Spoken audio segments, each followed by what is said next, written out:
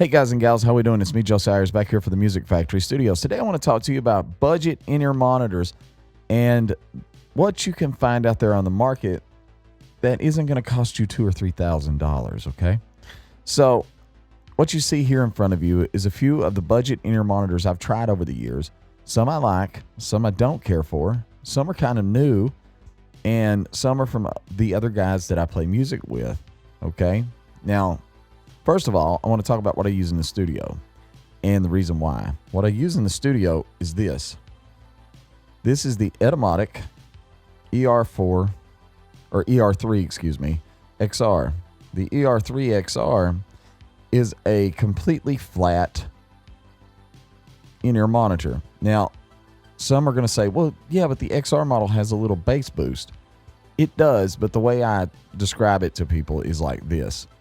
If you want dead flat 6-inch monitors in your studio monitors that are 6 inches, then get the ER3 SR or the ER4 SE, which are studio editions, and they don't have the bass bump.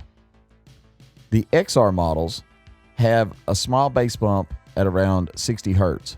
So it's like going from a 6-inch or 5-inch studio monitor to true 8-inch monitors in your studio. I do not trust headphones whatsoever. I trust these because they're phase coherent. Etymotic tests these and tests them to see if they're within a tolerance of each other with phase. So you can actually hear if something's out of phase or out of polarity with these, which is a plus because most headphones you can't because they're not matched up to be within 1 dB of each other. So if you're looking for something around the studio to use, the Etymotic will work.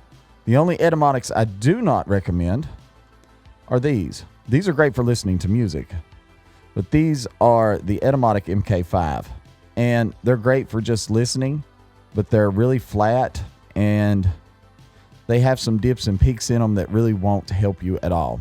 The regular Etymotic ER2, ER3, and ER4 will be flat to the human hearing curve. Once you put them in, you'll think these don't have a whole lot of bass at all, but neither should a good flat studio monitor. They're not going to sound like hi-fi speakers. They're not supposed to, but they're the only headphones I trust. So if I'm in a room with a drummer and he's banging away and I'm trying to move a mic around, I can't trust any of the other ones you see in front of you, but I can trust this Etymotic ER3 XR, and I can even EQ correctly with these, and I've tried everything. You can change the filters to change a little bit of the high mid point because everybody's ear's a little different. I normally use the red filter, but I've been using the green one lately, and it's awesome. It has a detachable cable, so you can detach the cable. If I can get it to come off here. There it goes. And you can replace the cable on it. And they're relatively inexpensive. You can buy them on Sweetwater for around, I think the ER3 XR is $200, a little over $200. The ER4 is like $399. The ER2 is $150. I recommend that for anyone who wants a set of in-ear monitors for working in the studio. They're great for tracking as well. But if you're trying to line 2 guitar microphones up in the studio on a guitar amp and you need to be able to hear if they're in phase or not, only the Etymotics have ever been able to let me hear that myself. But we're here to talk about playing live and the in-ears that I have used live. I apologize for my voice. Our band has got back into playing and I've been doing a lot of singing and I've completely destroyed my voice over the past few weeks, and I sound like I have a cold, but it's just my voice is becoming weaker. So if I cough, I apologize. First, I want to talk about the ones I use live and the reason I use them live. The set that I use for playing music live are these. Now you may be thinking, are those KZ ZS6s? Nope. They're the ZS7. Most of the hi-fi channels on YouTube did not care for these. They thought they were too bassy and not bright enough. But as anyone who has ever used budget in-ear monitors live knows, that ice pick brightness that you get from a lot of the more budget in-ear monitors can be the difference between wanting to use in-ear monitors and never wanting to put a set of headphones on your head again. Sadly, KZ do not make these any longer, but they have been road horses. I mean, they're built out of metal. They're tough and they sound great. They have 4 armatures and a dynamic driver. They sound great. And if you just so happen to see a set of them, pick them up. Now, I've had the ZS6s and the ZS5s, which look exactly like this. They sound nothing like them. Avoid those at all costs for live. Some people prefer them, but they're a little too bright for my taste. Now, the second set that I have used live, and I personally really enjoyed using them, was these. These are the BA10s by KZ as well. Now, the BA10 is a 5 armature in-ear monitor, and it's just the shape of the body is a tad too big for me, and that's the reason I liked the ZS6 a little better. The BA5 is a little bit brighter too. It doesn't have the bass response of the ZS7. I like to listen to the bass player, and I like to keep time with the kick drum. So that's the reason I like the ZS7 the most. But if my ZS7s die, I'll probably use these, the BA5s. They have enough bass, and I can use them for long periods of time as long as I'm using the Comply tips that have the wax guard. And the reason I like those, the Comply foam tips with the wax guard or sweat guard, whatever you want to call it, is because that gives you a little bit of foam in front of the nozzle here. And what that does is it doesn't really change the frequency response of these. All it does is when you get the sibilants and you get the sibilants from like S's and T's, it cuts down on that, but it doesn't really change the bass or the treble response or the presence or anything in the frequency range. It just smooths out that over-essing, or what we would use in the studio, what we would use a de-esser on in the studio. It cuts down on that. And I recommend that for anybody who's having a hard time using in-ear monitors because you think they're too bright. Pick up a set of the Comply foam tips with the wax guard. They have 3 different kinds: sport, isolation, and another one. I can't think of the name of it. And they're great for cutting down on sibilants. Okay.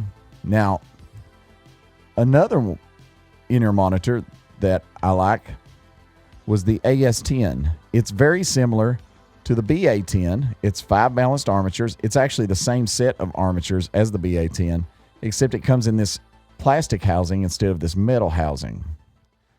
And the AS10s were great. Our lead singer used these for 2 years, I think. And one of the armatures died in the left side. And he had to move on to something new. Okay. So, but they're great. The AS10 is a great in-ear monitor. Our bass player has been using the ZS10. These are 4 balanced armatures and a dynamic driver, as you can see inside there. And these were the top of the line KZ, I guess 3 or 4 years ago.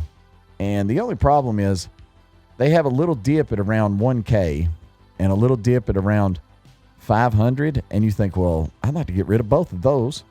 No, you don't. Not when you're playing live. Those are where guitars and vocals kind of sit, and you need to hear those things. And they had a little bit of a peak around, say, 5-6K. And it gave off this really funky sound. It was good. It was better than any of the other budget in-ears on the market at the time. But the follow-up year, they came out with the AS10, the BA10, and the ZS7 the next year. And all of those are better than the ZS10. Now, I have not tried the ZS10 Pro, the newer version, but I hear really good things about those. Next up is this CCA brand. Now, they are a a sister or brother company to KZ, and our drummer uses these.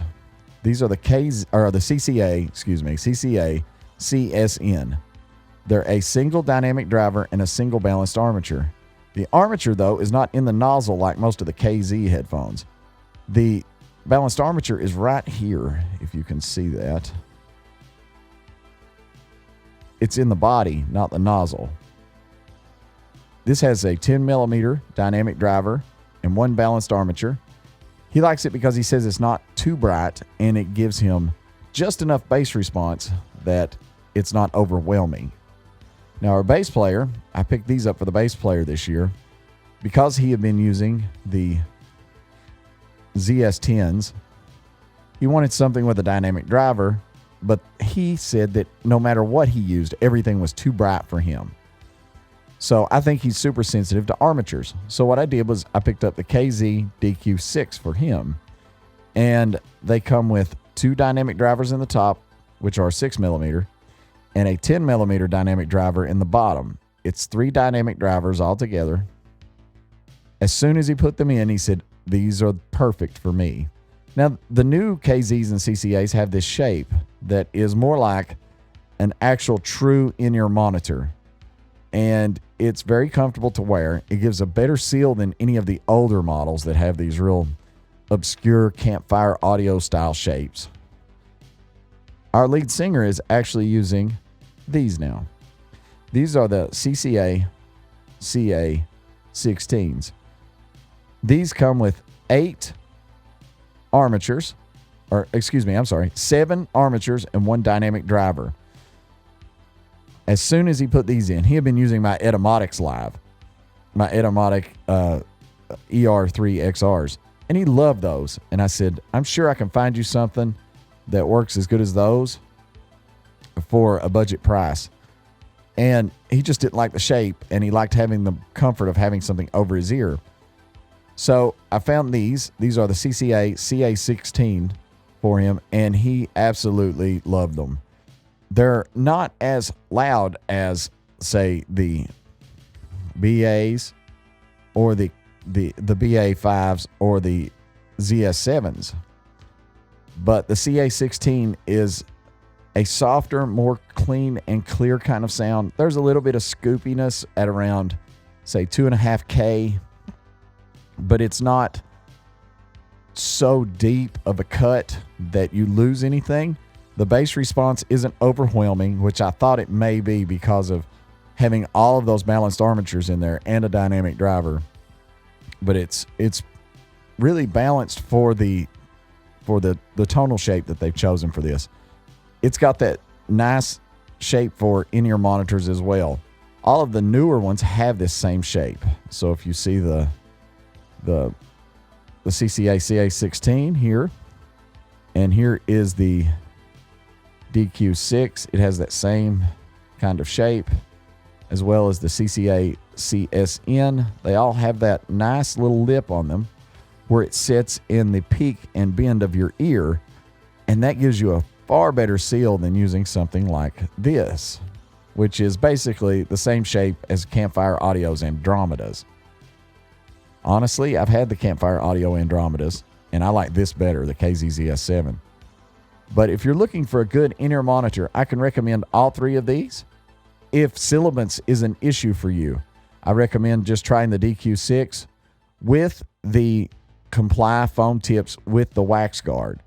The wax guard cuts down on the sibilance so well that it's kind of shocking how good it does.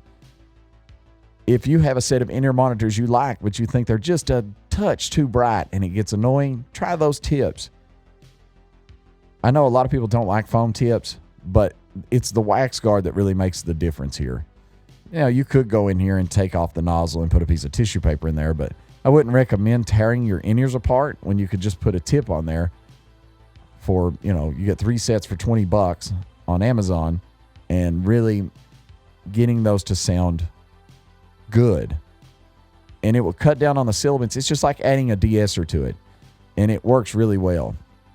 If you're looking for an all-around budget, very cheap in-ear monitor that gets the job done, but doesn't cost a fortune, check out the CCA CSN.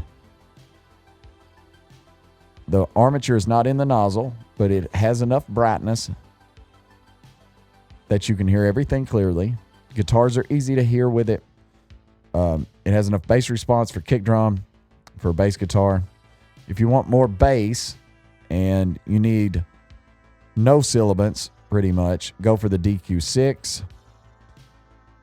These two are the same price. They're between $20 and $30 on Amazon. So the CCA CSN, I think I gave $20 and some change for. The DQ6, I think I gave $26 for. Now the CCA CS, or is this a CA16? CA16, I'm sorry. Is CA16 is around 60 to 70 bucks on Amazon. But it was worth it for the singer to be able to hear himself clearly. If you can, I recommend this to any guitar player who thinks that when they plug their guitar in and mic it up or use whatever you use, I use Amplitude Live. If you think your guitar through your in-ear sounds like it's a toy or too thin, try to find a set of either the KZ ZS7s, if you can find them anywhere. They're well worth it. Or the BA10s.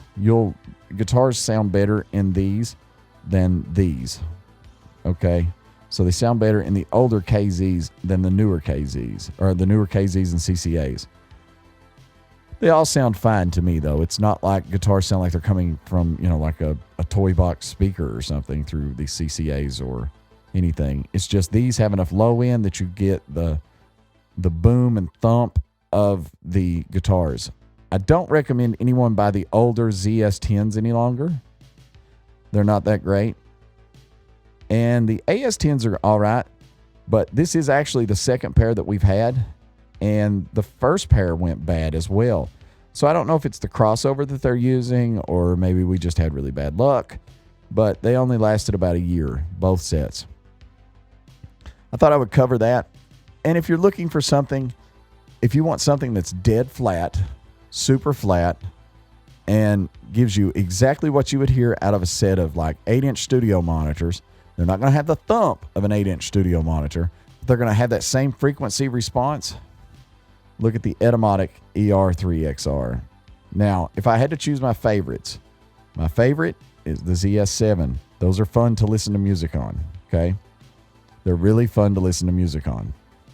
If I had to choose my second favorite, it would actually be the Etymotics, the ER3XR. Those are really fun to listen to music on. But they serve me so much. They serve such a great purpose in the studio that I don't think I could live without them any longer. It's so much easier for me to move microphones around with those in my ears plugged into our headphone system than it is to try to move the mic, run back to the control room, listen on the monitors, run back out, move the microphone, come back. I save so much time by wearing those. I never could do that with any other headphone, over ear or in ear, period. And I've had Bowers and Wilkins headphones. I've had all kinds of, super high name brand headphones, and nothing worked this well. Now, next, I would say if you are a singer and you really want something that gives you a lot of options and doesn't cause ear fatigue, the CCA CA16 is probably the way to go. I also recommend the BA5s. Those are great. They're loud enough, they're hot enough, and they're just a good all-around headphone. The shape of them may cause some people some issues. I also recommend get yourself a decent cable with them. Don't use the stock cable if you can help it. Get a better cable. Okay? If you're a bass player, I recommend finding the CA16 is great for playing bass, as well as the DQ6 and an in-ear monitor that I no longer have. I actually gave it to a friend of mine who came into the studio. I gave the pair away, but they were the Blon or Blon Bl03s. He came into the studio and I loaned him a set of those, and he loved them so much that I just gave them to him. They're like $30 or something. They're a single dynamic driver, but they have a great frequency response. It's fun to listen to. It's definitely not flat. It has super bass. It's awesome. It almost sounds as good as my ZS7s. And if I had to say, is there a replacement out there for the ZS7s? Yeah, it's the Blon Bl03. And lastly is the CCA CSN. It's awesome. I mean, for the money, for 20 bucks, if I could have got a monitor that sounded that good 20 years ago when I first started wearing in-ear monitors, I would have been the happiest person on earth. They sound great, they're clean and clear, and they work perfectly. All right, guys. So here's what I've got. Basically, my number one choice is ZS7s, but it's going to be impossible to find something as good as those for playing live. Now, hear me out. This is not a hi-fi or listening to music review. This is for playing live music. There's a difference. If you find an in-ear monitor that sounds good while you're listening to music on your phone or on your computer or whatever, it's probably not going to work very well live. You want something a little bit darker, because in live music, if you know anything about setting up PAs for live music, you're going to want to turn up that high end in everything just a little bit. And things get a little bit bright in live music compared to studio recorded and mixed music. Trust me, I know, I do them both. Can you not see the gigantic mixing console in front of you? But I recommend trying to find something that's a little bit tame in the top end. And if you've got something you really, really like and you wish you could just tame it a little bit, trust me, those comply tips with the wax guards will change the way you think about in-ear monitors. They will cut down on the sibilance, which is usually the thing that drives everyone nuts. Of all the musicians I've been around, it's sibilance that bothers them. And singers live will overemphasize the sibilance to get the effects that they're using live to react to their vocals. So they will overuse the S's and T's and consonants to make the effects, like such as delay or reverb, to really react to the things they say or sing. Okay? So I recommend finding something that's tame. Don't put an in-ear monitor in and it be super bright and go, oh yeah, this is clean and clear. Well, you're going to hate that thing live, because as soon as you start hearing overheads and cymbal crashes through those, you're going to want to sling them out of your ears and wish you had a floor monitor. Okay? So the ZS7, because it's dark. The ER3XR is great for studio work, but if you want something that's studio quality live, this is probably your best option. The CCA CA16 is awesome. The BA5 is awesome. For both of those are pretty much on equal ground. The DQ6, great for bass players and drummers. And the CCA CSN, god dang, these are too much letters, is great as well. I can recommend all of these if you can find a set of the ZS7s, though. I can't recommend those enough for live playing. Everybody I've ever been around that plays live music that I've said, here, try mine, that have put them on and played a set with them on, have said these are perfect. And they discontinued them really quickly, and that sucks. They do make the ZS6s, but they sound nothing like these. They look exactly like them, but they sound nothing like them. So what you can find today, there's also the AS10, or that's the ZS10 here, and the AS10. The AS10 is good, but I've not had good luck with the two versions that we've bought. Both of them had a balanced armature die in them. That could have just been someone being rough with them or anything, or turning up their in-ear monitor pack way too loud.